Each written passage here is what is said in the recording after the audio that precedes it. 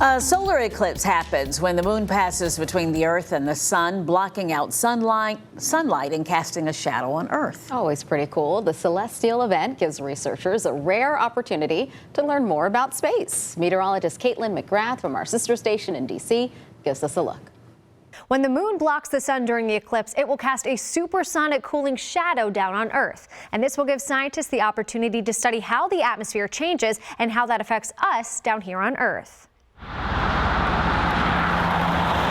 These ionospheric phenomena happen all the time, but with eclipse, we know exactly when they will be, where they will be, so we can have a perfectly timed science experiment. Sounding rockets like this, The rocket's about 60 feet tall. are capable of collecting a large amount of accurate data in a very short period of time. The rocket gets launched, the ejectables get ejected at about 100 kilometers, and then they move with the rocket, Making them ideal for studying phenomena like the atmospheric perturbations around the eclipse path, or APEP, which is also the name of NASA's upcoming mission. Whatever we learn is applicable for other situations also, not just eclipse. The region being studied is called the ionosphere. It's part of the atmosphere 50 to 300 miles above Earth's surface. Scientists want to better understand how the ionosphere changes during unusual events. And this is where the eclipse comes into play. Think of the ionosphere as a pond with gentle ripples. The eclipse will be like a motorboat flying through the water, creating a wake immediately underneath and behind it. That localized effect kind of creates a whiplash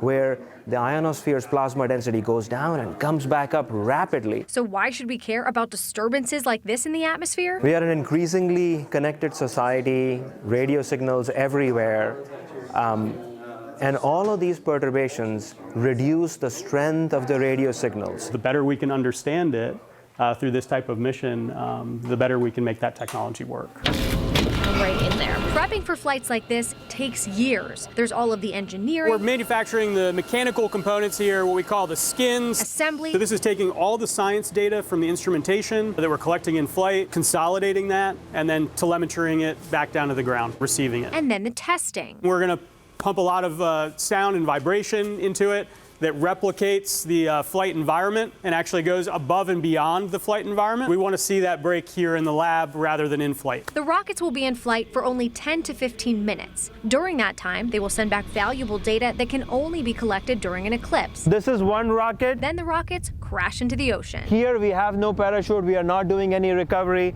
so the nose cone remains on.